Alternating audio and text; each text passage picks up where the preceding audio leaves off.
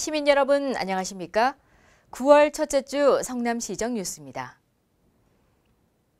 가계비주로 고통받는 서민들 가운데 처음에는 소액대출을 받았는데 몇 년 지나고 보니 빚이 눈덩이처럼 불게 된 경우가 많습니다. 금융기관이 장기 연체 부실 채권을 채권시장에 팔고 이것을 대부업체가 사게 되면서 나타나는 현상인데요. 부실 채권을 사들여 장기 연체자를 구제하는 성남시의 빚한감 프로젝트, 즉 한국판 롤링 주빌리 운동이 주빌리 은행으로 거듭났습니다. 이재명 성남시장과 유종일 KDI 국제정책대학원 교수가 공동 은행장을 맡은 비영리 단체 주빌리 은행이 지난 27일 서울시청 시민청에서 출범식을 가졌습니다. 주빌리 은행은 시민의 기금으로 장기 연체된 부실 채권들을 사들여 부채를 탕감하는데 채무자의 형편에 맞게 갚아나가도록 돕거나 형편이 전혀 안 되는 채무자들의 빚은 탕감해주게 됩니다. 또한 빚으로 고통받는 채무자들이 자유로워지도록 상담과 교육을 진행하고 캠페인을 벌여 사회에서 정상적인 경제활동을 할 수 있도록 도울 계획입니다.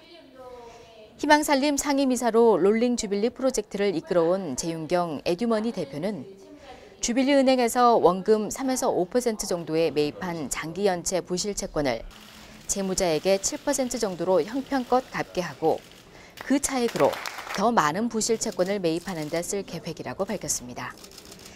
한편 성남시는 지난해 9월 성남시청 광장에서 롤링 주빌리 선포식을 갖고 가계비주로 고통받는 서민을 돕기 위해 시청 9층에는 금융복지상담센터를 설치해 채무자의 경제적 자립과 회생을 돕고 있습니다. 또한 성남FC와 관내 대기업, 종교계 등 다방면에서 성남시의 빚한감 프로젝트에 힘을 보태고 있습니다. 고용노동부가 고시한 내년도 시간당 최저임금은 6,030원입니다. 하지만 성남시 저임금 근로자 대상 생활임금은 이보다 970원이 많은 시간당 7,000원으로 결정됐습니다. 성남시는 저임금을 받는 시 소속, 시 출자 출연기간 소속 기간제 근로자에게 우선 적용할 방침입니다. 생활임금은 근로자의 가족 부양 능력과 인간의 존엄성을 유지할 수 있는 수준의 임금으로 성남시 저임금 근로자 대상 생활임금이 시간당 7,000원으로 결정돼 내년 1월 1일부터 시행에 들어갑니다. 성남시는 지난 25일 시청 상황실에서 성남시 노사민정협의회 위원장인 이재명 성남시장 등이 참석한 가운데 협의회를 열어 이같이 협의했으며 저임금을 받는 시 소속, 시 출자 출연기간 소속 기간제 근로자 약 791명에게 우선 적용됩니다. 최저임금을 초과한 생활임금은 만원권 단위의 성남사랑 상품권으로 지급되며 이 상품권이 다시 지역의 전통시장과 골목상권 등에 유입될 것으로 보여 근로자의 복지 증진과 지역경제 활성화 효과를 동시에 볼 것으로 기대됩니다. 성남시 생활임금제는 우선 공공부문에 적용한 후 홍보 활동을 통해 민간기업체로 점차 확대할 계획입니다.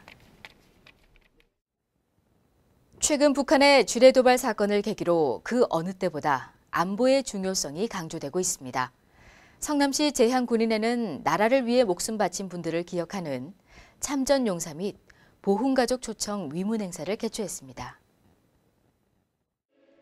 성남시 제향군인회는 6.25 참전용사와 보훈가족 등 모두 800여 명을 초청해 위로연을 열었습니다.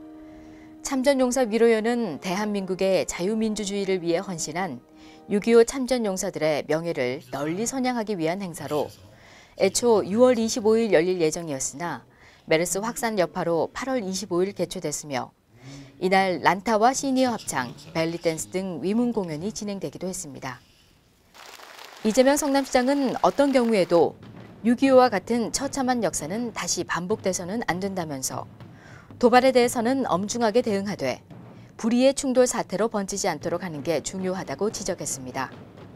또한 무엇보다 국민의 안전과 국가 유지를 위해 안보의 중요성을 강조하며 나라를 위해 희생하신 분들의 노고에 감사의 뜻을 전하기도 했습니다.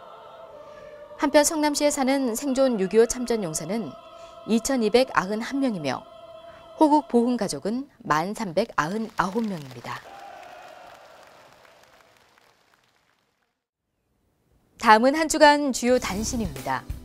서민 경제에 문제가 생길 때 성남시 금융복지상담센터를 찾으시기 바랍니다. 재무상담, 파산면책, 개인회생, 프리워크아웃, 개인 워커 상담 등을 진행하고 채무자를 대신해 대부업체와 채무액을 조정하는 채무자 대리인 제도, 또 악성채권을 없애는 비탄감 프로젝트 등 경제활동의 기본부터 경제 위기 상황까지 돕고 있는데요.